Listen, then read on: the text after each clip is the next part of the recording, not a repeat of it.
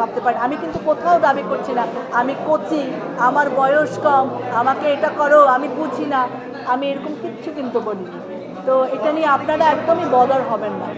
তাদের আয়োজনে আমি আসলে আমার কন্ট্রিবিউশনটা রাখতে চেয়েছি। আমি বলেছি যে আপনাদের যদি মনে হয় আমার পার্টিসিপেশন কোনো ভ্যালু অ্যাড করবে, আই এম ফর ইউ। তো এটা অন্যরকম ভালো লাগার এই আয়োজনটি, কারণ এখানে দাঁড়িয়ে আমরা গান করছি শুধুমাত্র এখানকার মানুষের জন্য নয়, যারা দুর্গত রয়েছেন তাদের জন্য। আচ্ছা, জাজ মাল্টিমিডিয়ার মাধ্যমে অন্য একজনের মাধ্যমে আমার সাথে যোগাযোগ করেছিলেন যে আমি করতে চাই কিনা, এবং তিনি আমার সাথে কথা বলার আগ্রহ প্রকাশ করেছিলেন।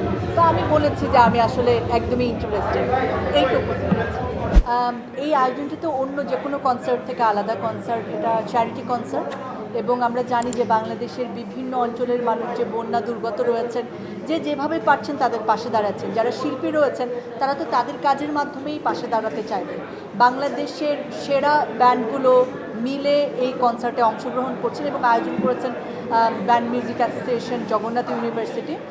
তো তাদের আয়োজনে আমি আসলে আমার কন্ট্রিবিউশনটা রাখতে চেয়েছি। আমি বলেছি যে আপনাদের যদি মনে হয় আমার পার্টিসিপেশন কোনো ভ্যালু অ্যাড করবে, আই এম ফর ইউ। কারণ আমি বন্যাতে যারা কষ্ট করছেন কিংবা যে কোনো সময় যারা দুর্গত আছেন তাদের পাশে দাঁড়াতে পারলে তো আমার ভালো লাগবে।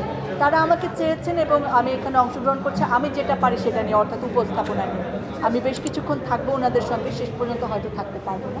তো এটা অন্যরকম ভালো লাগার এই আয়োজনটি, কারণ এখানে দাঁড়িয়ে আমরা গান করছি শুধুমাত্র এখানকার মানুষের জন্য নয়, যারা দুর্গত রয়েছেন তাদের জন্য। আমি আসলে তাদের পরিকল্পনা সম্পর্কে জানি না, তবে এখনও অনেক জায়গায় আসলে পানি কমেনি। তবে যারা যারা কাজ করতে আগ্রহী তাদের সকলের প্রতি আমার এই আহ্বানটা থাকবে যে যারা কাজ করছেন তারা যেন বর্তমানের পাশাপাশি ভবিষ্যৎটাও ভাবেন। কারণ এই সময়টা সারভাইভ করার পর আসলে সাধারণ জীবনযাপন, কেউ হয়তো পেশা হারিয়েছেন, কেউ হয়তো ঘরবাড়ি হারিয়েছেন, কেউ হয়তো তার সম্পদ যা ছিল সেই সবটুকু হারিয়েছেন। তারা যাতে আবার জীবনযাপনের অনুষঙ্গটুকু খুঁজে পান সেই ব্যাপারে আমরা যেন কাজ করি, আমাদের যেন সেই পরিকল্পনাটুকু থাকে, সেই আহ্বানটি আমাদের থাকবে। আমি জানি না তারা আসলে কী করবে। আমি আসলে কাজ করছি এবং যে জায়গাগুলোতে আমার যাওয়া সম্ভব সেই জায়গাগুলোতে যাওয়ার চেষ্টা করছি। অনেক জায়গা রয়েছে যে আমি যাইনি, কিন্তু আমি সাহায্য পাঠিয়েছি বা আমার টিম রয়েছে, সেক্ষেত্রে আমি যাওয়ার বাইরেও আমি খবরগুলো আসলে পাচ্ছি। ফেনী, নোয়াখালীর অবস্থা সত্যিই অনেক খারাপ এবং বেশিরভাগ ক্ষেত্রে এটি অভিযোগ না আসলে, তবে এটি জানাতে চাই যে অনেকেই না বুঝে যেই জায়গায় সবচেয়ে প্রয়োজন সেই জায়গাতে না গিয়ে শহরের কাছাকাছি জায়গায় হয়তো পৌঁছে দিতে পারছেন এবং সেটাই করছেন। তবে ওই জায়গাগুলোতে পৌঁছানোর জন্য আমাদের আরও দক্ষ টিম কাজ করতে হবে, সেই জায়গাগুলোতে পৌঁছাতে হবে। অনেক জায়গায় এমন রয়েছে যে ধরেন ভাস্টভাবে এফেক্টেড হয়নি, হয়তো 2-3টা গ্রাম কিংবা কয়েকটা ইউনিয়ন এফেক্টেড হয়েছে, সেই জায়গাগুলো কিন্তু লাইমলাইটে নেই। তাই আমাদের একটু খোঁজ নিয়ে ওই জায়গাগুলোতেও যাতে আমরা পৌঁছাতে পারি সেই কাজটা আমাদের করতে হবে। দেখেন, আমি বলবো যে বাংলাদেশের আসলে তো খুব খারাপ একটা সময় যাচ্ছে। আমরা একটুখানি আশার মুখ দেখছি, ভাবছি যে বাংলাদেশ গড়ে তুলব, তখনই এই বন্যাটা চলে আসলো। তখনও একটা খারাপ সময় ছিল, এখনও একটা খারাপ সময়। তাই উপভোগের জায়গাটি আসলে প্রশ্নতে আসতেই পারছে না। তখনও আসলে যখন মানুষ আমাকে নিয়ে আলোচনা করছেন, আমি আপনাদের সাংবাদিক ভাই বোনদেরই বলেছিলাম যে আমাকে নিয়ে বলবেন না, পরিস্থিতিটা তুলে ধরার চেষ্টা করবেন, চলুন আমরা এটা নিয়েই কথা বলি। কারণ তখন আমি দেখছি আমার ভাই বোনরা রাস্তায় মরে পড়ে আছে, রক্তাক্ত হয়ে যাচ্ছে, তাদেরকে গুম করা হচ্ছে, তাদেরকে ধরে নিয়ে যাওয়া হচ্ছে। তখন আমার আলোচনা আসলে আমার মাথাতেই যায়নি, বরং আমি ডিসকারেজ করেছি সবাইকে যে এটা নিয়ে কম আলোচনা করে বরং চলুন আমরা তাদেরকে নিয়ে কথা বলি। তারপরে দেখুন এই বন্যা চলে আসবে। তা আমি আসলে চেষ্টা করছি যে যেভাবে পারি তাদেরই পাশে দাঁড়াতে। তবে অবশ্যই যারা আমাকে ভালোবাসা দিচ্ছেন তাদের প্রতি আমার অনেক কৃতজ্ঞতা, এবং বারবার মনে হয় আমি জানি না আমি আসলে এত ভালোবাসার যোগ্য কিনা।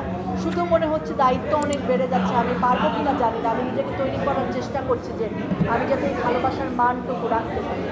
আসলে আমাকে তারা বেশ কিছুদিন আগে এই প্রস্তাবটি পাঠিয়েছিলেন একটি মাধ্যমে। আমি তখন স্বাভাবিকভাবে আমার যে পরিকল্পনা, অর্থাৎ আমি করবো না এখন অভিনয়, চলচ্চিত্রে হোক কিংবা নাটকে হোক, ছোটো পর্দা বড় পর্দা, আমি তাদেরকে না করেছি। তো ব্যাপারটিকে আমিও তো বড়োভাবে নেইও নি যে আমি অনেক বড় অফার পেয়েছি, না করেছি। আমি আমার বাবা মাকে জাস্ট বলেছি যে আমাকে বলা হয়েছিল, আমি না করে দিয়েছি। তো তারপরে হঠাৎ করে আমি আসলে জানতে পারলাম যে এটা নিয়েও আলোচনা হচ্ছে যে আমি না করেছি।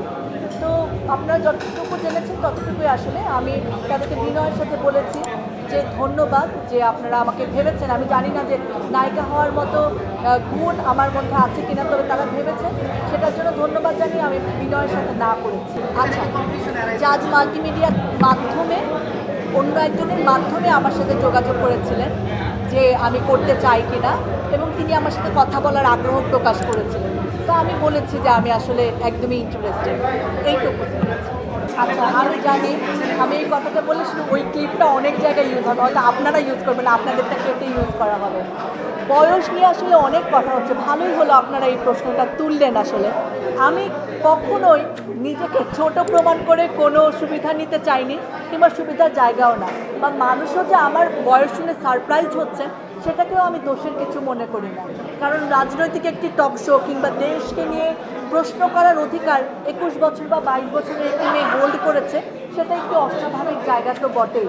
তো মানুষ আসলে আমি বিশ্বাস করি তার অভিজ্ঞতা দিয়ে বড় হয়।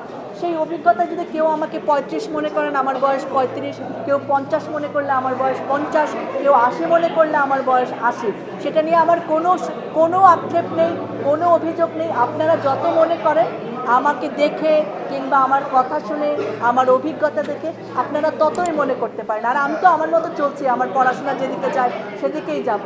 সো এটা নিয়ে আমি একদমই কনসার্ন না। আপনারা আপনাদের মতো বয়স ভাবতে পারেন। আমি কিন্তু কোথাও দাবি করছি না আমি কচি, আমার বয়স কম, আমাকে এটা করো, আমি বুঝি না, আমি এরকম কিচ্ছু কিন্তু বলিনি। তো এটা নিয়ে আপনারা একদমই বদার হবেন না।